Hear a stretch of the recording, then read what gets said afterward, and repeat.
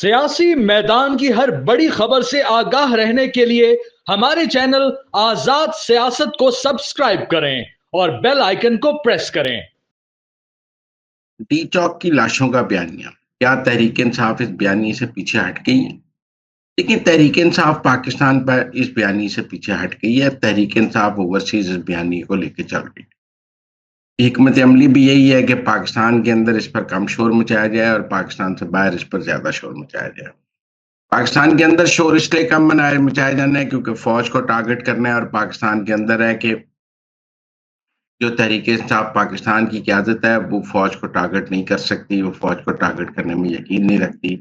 اسی لیے جو ان کے اوورسیز کے ٹرولز ہیں اور اوورسیز کی جو قیادت ہے وہ فوج کو ٹارگٹ کرتی ہے، فوجی قیادت کو ٹارگٹ کرتی ہے۔ لہذا ہمیں پاکستان کے اندر تو یہ نظر آ رہا ہے کہ تحریک انصاف کی جو قیادت ہے وہ ڈی چوک کی لاشوں کے بیانیے سے پیچھے ہٹ رہی ہے، لیکن اوورسیز میں وہ شور اسی طرح قائم ہے۔ پاکستان میں انہوں نے ایک پرائیویٹ کمپلینٹ فائل کی، اس کی ہیئرنگ پر بیرسٹر گوہر نہیں گئے کیونکہ وہ پاکستان کے اندر اس کو آگے لے کر نہیں چلنا چاہتے، لیکن انٹرنیشنل فورمز پر اور باقی جگہ ادھر ادھر وہ اس کو اسلام آباد میسیکر کے نام سے لے کر چل رہے ہیں، اور مجھے نہیں لگتا تحریک انصاف کا پرابلم یہ ہے کہ وہ یہ سمجھتی ہے کہ وہ کوئی چیز پاکستان میں ڈاؤن کر لے تو فوج سے اس کے تعلقات بہتر ہو جائیں گے۔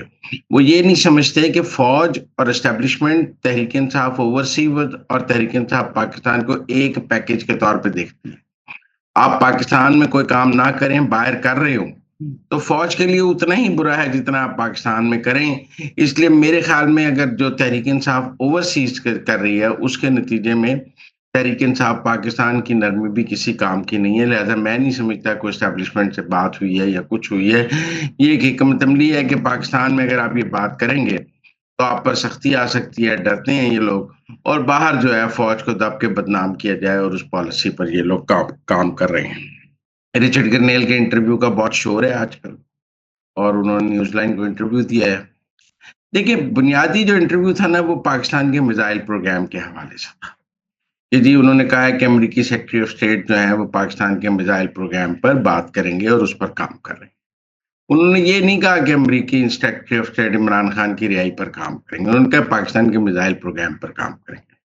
پاکستان کے میزائل پروگرام پر آلریڈی 4 کمپنیوں پر پابندی لگی ہے، 4 کمپنیوں پر اور پابندی لگا دیں گے تو یہ کمپنیوں پر پابندی کا عمل مسلسل جاری ہے۔ پہلی دفعہ نہیں لگی ہے اور آخری دفعہ نہیں لگی ہے، نئی کمپنیز بن جاتی ہیں۔ پاکستان کو اس سے نپٹنے کا طریقہ آتا ہے۔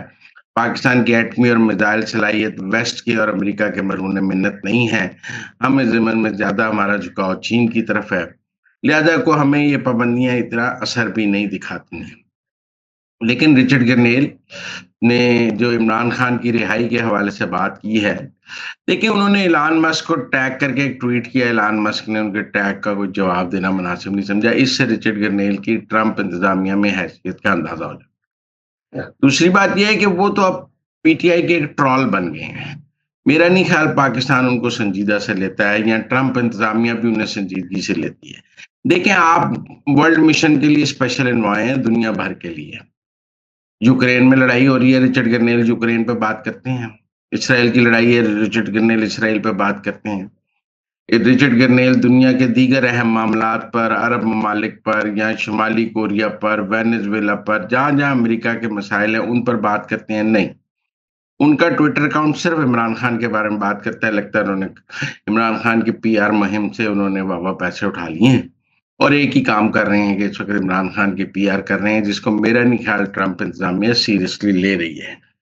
اور جہاں تک کہ خواجہ آصف صاحب کی اس بات کا تعلق ہے کہ وہ اسرائیل کے اثاثہ ہیں، دیکھیں اس وقت تو وہ امریکہ کا وہ اثاثہ لگ رہے ہیں۔ آپ دیکھیں پاکستان کے ایٹمی میزائل پروگرام پر پابندیوں پر عمران خان اور پی ٹی آئی نے کوئی مذمت کا بیان بھی جاری نہیں کیا۔ خوشی کی لہر ہے۔ پاکستان کے میزائل پروگرام کی کمپنیوں پر جو پابندی ہے اس پر عمران خان یا پی ٹی آئی کے ٹویٹر ہینڈل سے امریکہ کی مذمت کا کوئی بیان نہیں ہے، وہ خاموشی ہے، بلکہ انہوں نے سب کو بیان دینے سے روک دیا ہے، کیونکہ اس وقت تو عمران خان سمجھ رہے ہیں کہ ان کا واحد جو بچنے کا اثاثہ ہے وہ امریکہ ہے، اور امریکہ ہی انہیں بچا سکتا ہے۔ لیکن میں یہاں یہ کلیئر کرنا چاہتا ہوں کہ ریاست پاکستان اس بات کو ایسے لے رہی ہے کہ کل کو اگر عمران خان اقتدار میں آئے تو وہ پاکستان کا میزائل پروگرام کیا امریکہ کے حوالے کر دیں گے، جو آج وہ اس پر پابندیوں کی مذمت بھی نہیں کرنا چاہ رہے۔ اس لیے مجھے یہ لگتا ہے کہ جیسے جیسے ٹرمپ آئے گا ویسے ویسے عمران خان پر سختیاں بڑھیں گی، کیونکہ ریاست پاکستان نے یہ ثابت کرنا ہے کہ وہ امریکی دباؤ میں نہیں ہے۔ وہ ثابت کرنے کا طریقہ یہی ہے کہ عمران خان پر سختیاں کرو، اسے سزائیں سناؤ، اسے جیل میں رکھو۔ یہ جو رچرڈ گرنیل ہے یہ عمران خان کا دوست نہیں دشمن ہے۔ اس نے عمران خان کے لیے اگر کوئی آسانیاں پیدا بھی ہونی تھیں ان کا راستہ بند کر دیا ہے، کیونکہ اگر اب آسانی کوئی پیدا ہوگی تو یہ سمجھا جائے گا کہ ریاست پاکستان ٹرمپ کے دباؤ میں آ کر وہ آسانی پیدا کر رہی ہے۔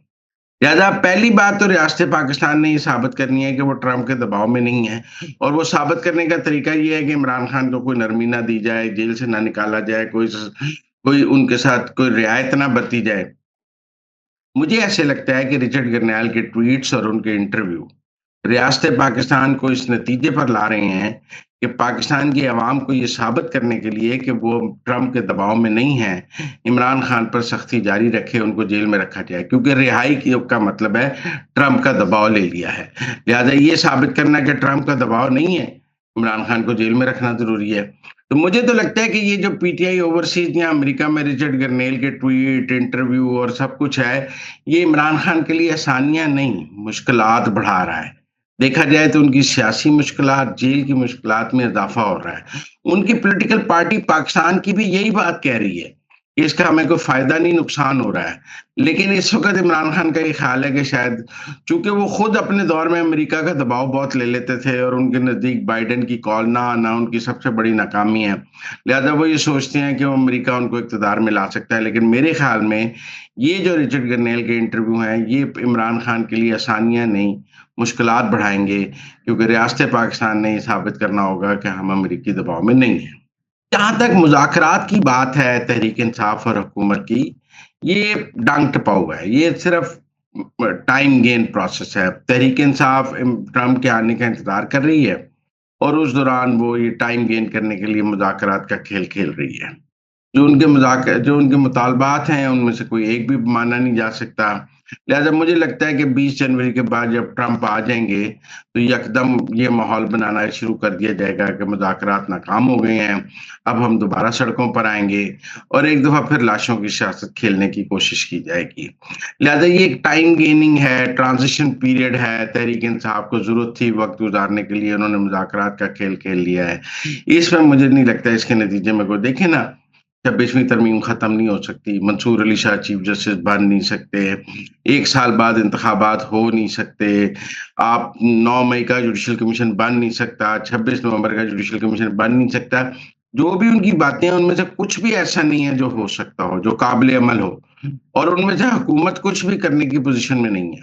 لہٰذا مجھے نہیں لگتا کہ کوئی مذاکرات کی کامیابی کا کوئی امکان ہے۔ مجھے لگتا ہے ٹرمپ کے آنے کا انتظار ہو رہا ہے، اس کے بعد عمران خان پھر پاکستان میں سڑکیں گرم کریں گے، پاکستان میں پھر لاشوں کی سیاست کریں گے تاکہ ٹرمپ انتظامیہ کو مداخلت کا موقع ملے۔ لیکن یہ سب کچھ مجھے نہیں لگتا عمران خان کے لیے کوئی آسانی پیدا کرے گا، بلکہ مزید مشکلات پیدا کرے گا۔